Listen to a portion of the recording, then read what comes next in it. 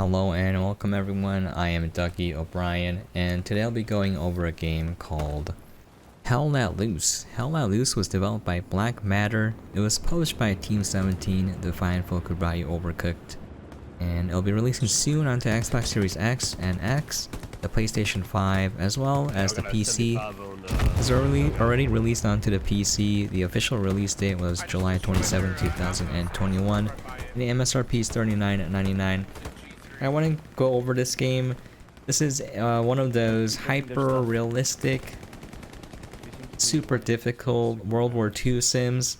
There are a few games like this. I don't remember the names of all of them because I only saw other people play them. I haven't played a lot of them myself. And basically, as you can see here, other than the compass, there's really no HUD. You're not going to see a lot of information or feedback.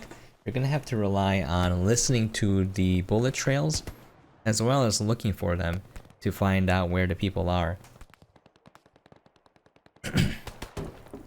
Take a drink of water there. I don't know what happened there, but I was losing my voice. But yeah, first of all, the graphics look pretty fantastic. The player base is there. It's pretty small, but there's enough servers that you can drop in. It's 50 versus 50, so you're going to see 100 people. Large scale battles. I wish I knew what I was doing, but I'm a complete noob to this game. I didn't spend enough time. Look, I just died right here. Like, I don't even understand where I got shot from. So, positioning is really important. There's a map that you can look at. There are classes you can pick. They suggest that you start out with Rifleman first and then get used to the game and then go to other classes. I would highly recommend that. I like the medic class because you can revive people. Each class has like a certain role. The armor role gives you the ability to drive tanks. That's kind of fun. I haven't got around to doing those things yet because I had to read like a wiki just to understand how to play this game. It doesn't really give you any like button prompts sometimes and doesn't explain a lot of things, so you're just confused half the time as to what you're supposed to do. Even the interface where I was supposed to join the parties and stuff, I was like, I have no idea what I'm doing. But anyways, once you get used to that, once you get over the initial hump, it's pretty enjoyable. It's not for everyone.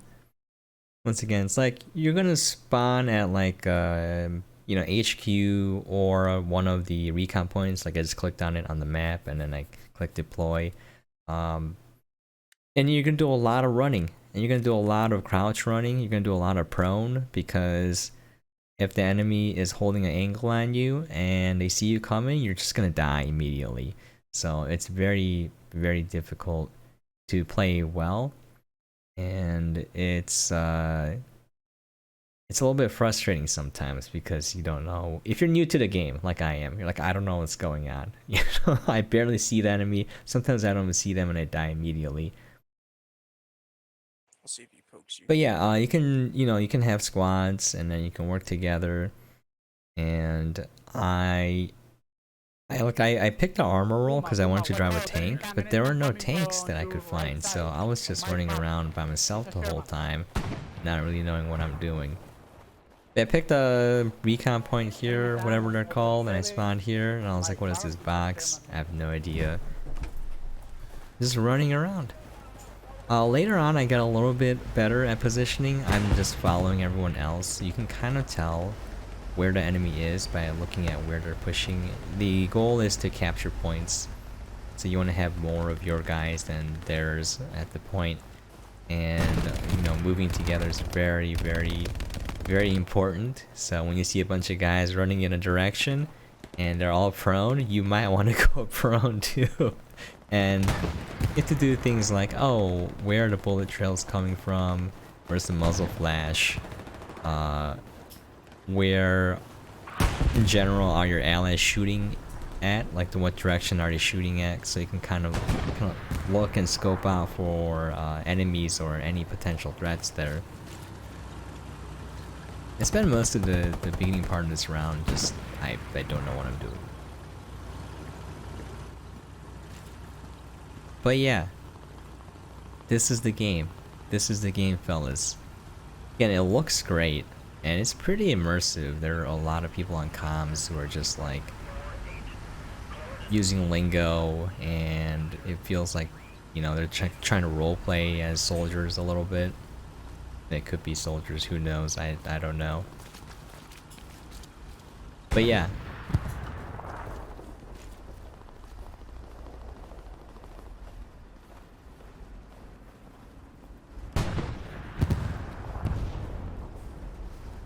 Just looking around.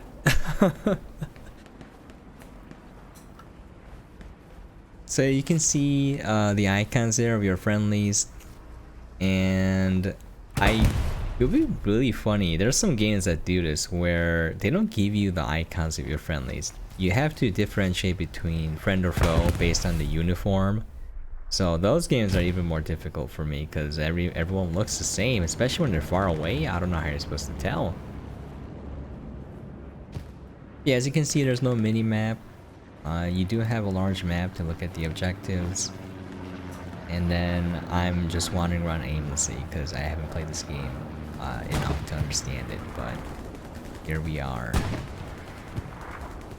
Just following this guy, be like, friend, don't leave me. Also, I got a little bit worried because sometimes games have open mic enabled by default, and I hate this.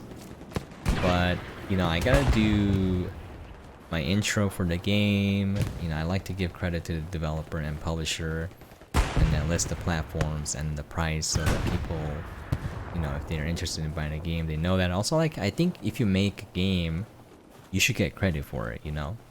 There are people who just make content, and, I mean, I'm pretty sure they care, but, like, you know, it's nice to give them a little shout out at the very beginning. But there are some games where it had an open mic and I was making my video, and then there were real people listening to me talk to myself about the game, and that was so embarrassing. It's a little different when I'm on Twitch because people drop in and, you know, they're used to that. Also, you gotta talk constantly on Twitch. I don't use a webcam most of the time, and I mean, I have footage of my face on camera in my channel and on Twitch if y'all are interested in what I look like. But you know, they're coming for that. You know, if they don't like it, they can leave. Same for YouTube. So if I make a video, y'all might not like my commentary or whatnot. That's okay. But I'm here and I'm just talking, and people have a choice. But when I'm in a game, I'm just like, oh, I must seem like a massive tool. And that happened a few times. I was so embarrassed. So I'm always paranoid when I play games like this. It's like, oh god, does it have open mic? I'm like, oh no, it does. Not this one, thankfully. I don't think it did. There's a little icon that lights up. I wish games had feedback so that, you know. Anyways, I was shooting that guy, and I don't think I killed him. Yeah, he's still running around there. I have a SMG, I think, which range isn't that great. I got res by this dude.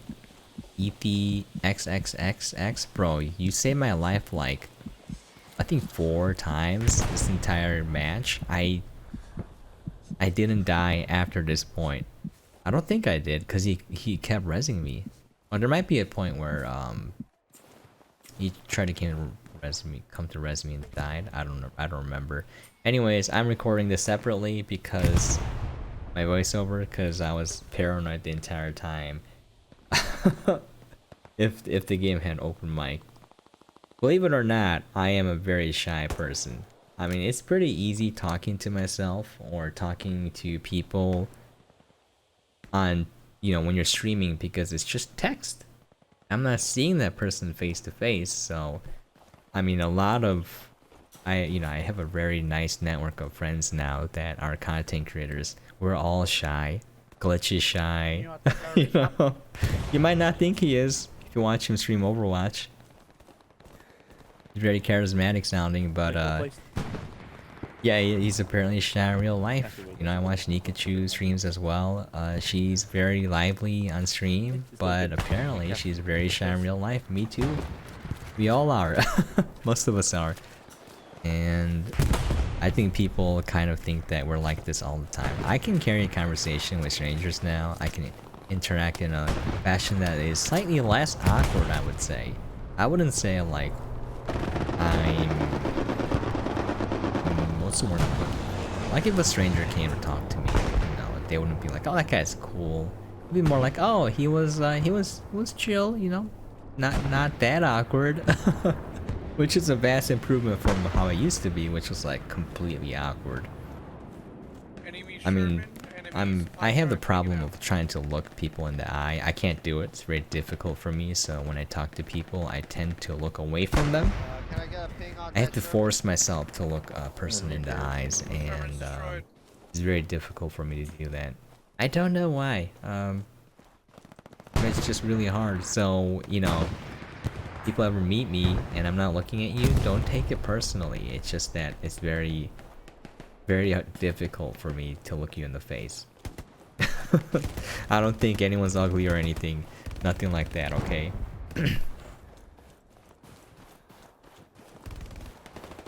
But yeah, I'm just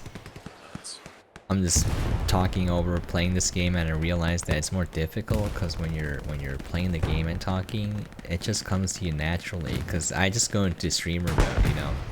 When you're not streaming with the webcam, people will leave if they don't think anyone is there. So you have to be constantly talking, and I mean constantly. No one wants to watch. I mean, I take that back. Some people do want to watch videos and streams without anyone talking, but like the majority of the people that I have come across, so anecdotally speaking, I don't know if it's true, I don't know, I don't have any actual hard information, but for the people that drop by my channel, people want to hear someone talking. And they would like a webcam. I think most of them do, but I guess I should start using it, but a lot of them don't care enough. It's another thing. Meanwhile, while we're watching this game, why don't I talk about some... I love talking about content creation tips and the things that I've learned. And let me tell you, there are a lot of like guru videos from like these people who made it, and they always say the same thing, where they're like, you need fast internet, you need a nice microphone, you need a webcam, and that is all lies. Because if you have those things, it doesn't mean that you will grow as a streamer. Those things have no correlation whatsoever with how well you do. And some people think, oh, you have to make interesting and engaging content. That is also very, very wrong. And you might be thinking, you know, then how do you succeed, right? Or maybe you think that I'm wrong. But the truth is, and this is the whole point, if you make content, let's say you're streaming on Twitch and you have the best show ever, you're like the next sushi dragon. If no one knows you exist, you can't get viewers. So the question I want to ask is, alright, let's say you made the best content ever, how are people going to find your channel? Right? If you're starting from scratch, if you don't have anyone to help you out, like a follower base already, how does anyone ever find your content? It's very difficult, and this is the truth, because there are a lot of great content creators out there. I doubt again, I have no idea where. I don't even know if you can go in the house. Sorry, excuse me. But yeah, oh look, I'm getting high. Look, healed. EP XXX again, dude. My goodness. Dude, that guy is a great medic. And he heals me too. I want to learn how to play this game properly, because I think it's going to be a lot of fun and pretty rewarding when you get it right. But it's going back, like same with YouTube, like if you make great content, if you don't optimize for the algorithm, the search engine, the content won't be found. Alright, it just won't be found. So I have this, you know, discussion with my buddies who are like, oh, you need to do this, you need to follow other content creators, you need to make crap content, you need to make good content, and all of that is wrong. You just have to make content that will surface to the top. For example, let's say you make good content, right? You made a video about this game, and you didn't optimize for the search engine at all, you didn't optimize for the algorithm at all. How are people gonna find the video, right? If they search for, you know, Hell Let Loose videos and yours is at the very bottom, how are they gonna find it? All the people that are doing well, you know, did one of two things basically. One, they optimized for the algorithm and the search engine, or number two, they got lucky and they went super viral because the algorithm pushed it. Okay, that's pretty much it. Now, if you are in it for the long haul and you're grinding hard, and you're trying your best in terms of marketing, then you can grow. But in terms of making content, that's not enough. So if you streamed on Twitch for like 5 years and you did all this stuff, you had, you know, excellent internet connections. You had connection. You don't need one, but in case it goes down, you have the nicest microphone. You know, you got that Shure SM7B that everyone's using. You know, you got a nice webcam, you know, Logitech 1080p, whatever people are using nowadays, 920, whatever. By the way, using a DSLR as a webcam is the dumbest thing ever. It's a waste of money, and DSLRs are not meant to be used as webcams. And that's just stupid, because the video of you in the stream is such a small portion that you don't need that video quality and resolution. It's not going to be noticed. So that's really dumb. Don't get me started on that topic. Anyways, let's just say you did all of that. You're not gonna grow as a Twitch streamer. Here I got killed by a teammate, and I was like, maybe it was an honest mistake. I don't know if I wanted to punish him. I just gave him the benefit of the doubt, and I just left it. But yeah, you won't grow. I've seen that be the case for so many people, and you're like, well, I know this guy who made it. That's the outlier. That's the tip of the iceberg. The tip of the iceberg are the outliers. Those are the people who made it, and then you see underneath them is like the massive body of content creators who tried and failed or gave up, you know. I'm an example of one of those guys. Like, I've been grinding real hard, and the only thing I've been doing is just grinding content. And I have found some growth. I'm very lucky. I call myself lucky. I know people might be like, oh, you're very small. That's what she said. But honestly speaking, like, I've been really lucky with the growth that I've had. Just grinding content. A lot of people don't find any growth. But anyways, going back to the topic of, well, how do you get found, right? It's about exposure on platforms where it's easier to compete. Algorithms that are more flat and kind of give newcomers an advantage. So TikTok is really powerful. Now, I hate TikTok with a passion. I think it's a cancer upon humanity, and I think it should be removed. I think it should be destroyed. And there's good content on TikTok, and there's good content creators on TikTok, but in general, it just makes humans more stupid and shallow. But anyways, it's a very powerful tool in finding views, because you can make a video, and then you can get a lot of views, and if you know what you're doing, you can snowball that. So I want to give an example, and talk about this guy a lot, but his Twitch channel is Saladin the Wise. If you want to check him out, I'll drop his Twitch channel in the description below. So he first started streaming on Twitch with Genshin Impact. And I rated him one time because I was streaming Genshin Impact. And I kept an eye on him because I like to support small streamers. And he was streaming, and he had like 1 to 2 average viewers. You know, he would get a handful of followers here and there, and there's no growth. And that's normal. It's very hard to grow. Again, even if you make the best content, even like you're the funniest person alive or the best gamer alive, how are people gonna know you exist if your content isn't showing up? So, for example, if you go to Twitch, how are you gonna find that unless you look for Genshin Impact streamer, but then he's at the very bottom, right? How are you gonna find him?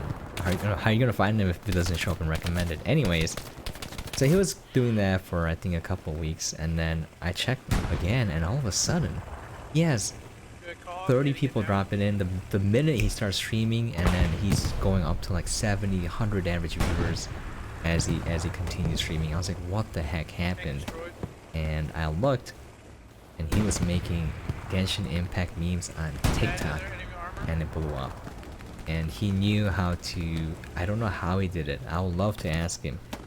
He broke the algorithm on TikTok and he was getting tens of thousands of views per video. Like he started with like a couple hundred, couple thousand, kept going up and up, and he gets like 50,000 views, etc. on his TikTok videos, and he just blew up on TikTok. And he did a smart thing of putting his face, his camera feed on the top of the video, of the TikTok videos, vertical, and then the game, and then he puts the text of what's in the video in the first frame of the TikTok video, so it shows up on the cover, and then when you watch the video, it's so short that you don't really notice it. It's one frame. If it's 30 frames per second, it's 1/30th of a second. You're not going to notice it unless you're looking for it. And so when people look at his videos, they see that it's his face, and then there's some text there, and they know exactly what the video is about, and then he blew up, and now his Twitch channel is huge, and he has 6,000 followers. Last time I checked, he probably has more. It's incredible. He can hit partner. In the span of like a few weeks, he grew that quickly. It's all about exposure. It's not about, you know, the quality of your content either. And I'm being serious when I say this, but like, if you look at most content creators, they're like, oh, they're so funny, blah blah blah, I like their content. But the truth is, there are people out there that are doing the exact same thing. They have the exact same personality, on camera at least. They have the same type of editing, the same type of content, but they don't do as well. It's because of perceived value. For example, if I was making this video, you know, it's whatever. Well, let's say it had 5 million views, people are gonna have a higher opinion of it than if it had 0 views. And the content of the video doesn't change, just the view count. If I had like 10 million subscribers, people would think differently of my content and my opinions, whatever I'm saying, whatever I'm doing, whatever I'm making. And if I had 1,000, it's sad but true, this is how you shop for products on Amazon. If you're like me, if you're looking for something, you know, you'll look up, hey, what is the product with the most 5-star reviews, you know? I think I killed that guy, but and that's how you look it up. Or you look up, you know, people you trust and see what they say about this product, etc., whatever you're looking for. Either way, perceived value is huge. So it's all about marketing. Look at this. I'm getting healed by, I think, Mr. Chin or Chief heals me here. But yeah, like, that's the whole thing. It's marketing. So another tool that you guys can use is Facebook. I'm not kidding about this. I hate Facebook, but guess what? If you use Instagram, Instagram is owned by Facebook. You know, you're not gonna quit Instagram, are you though? You know what I'm saying? Like, people are saying Facebook is evil. Guess what? They own a lot of things that you use, you know? Anyways, if you make a video for a video game video on Facebook and you upload it, I don't know how the algorithm works. I haven't figured it out, but you can get a lot of views on it. It's possible. I made a VR video and it got 1,000 impressions. And I think I got like 300 views on it or something like that, which is more than I would get on YouTube. So you gotta use all of these platforms and figure out how to make your content rise to the top. That's very hard to do. To show up on like YouTube recommended, that's insane. If you can do that, if you can figure that out, please let me know. But the best you can do is when people are searching for something, you make sure that your content is shown at the top, and that's mostly search engine optimization. So that's another topic. I love talking about this sort of stuff. Sorry if I'm boring you at the moment. But so let's say for Astronier, that's my main game, the game that built my channel, believe it or not. But let's say look for Astronier content. How do you title the video, right? So there's a couple ways to do this, but I don't care about that stuff anymore, so I just release it as is. It doesn't get as many views, you know, you're looking at a couple hundred versus thousands of views. So it makes a difference. But what you do is you go on YouTube and then you look up Astronier and you look at what the autocomplete suggests. So those are the most searched for terms related to Astronier. And one of them is tips and tricks. So if you look at my A lot of my Ask for Nerd videos, they have Ask for Nerd tips and tricks in it. And I've seen other content creators copy this now. You know, I don't know if they got it from me or if they're doing the same thing, but I've seen them do this. So then you title your video Ask for Nerd tips and tricks, because that is the heaviest weight. The first few words in your title are the heaviest, so you gotta name it accordingly. So if the problem here though, I don't know how to figure this out. I'm just thinking about all of this stuff all the time. Asking your tips and tricks. If you title that, then that is going to show up when people search for asking your tips and tricks, right? But if you have all your videos like that, then it's going to be hard for them to pick, so you got to use it sparingly.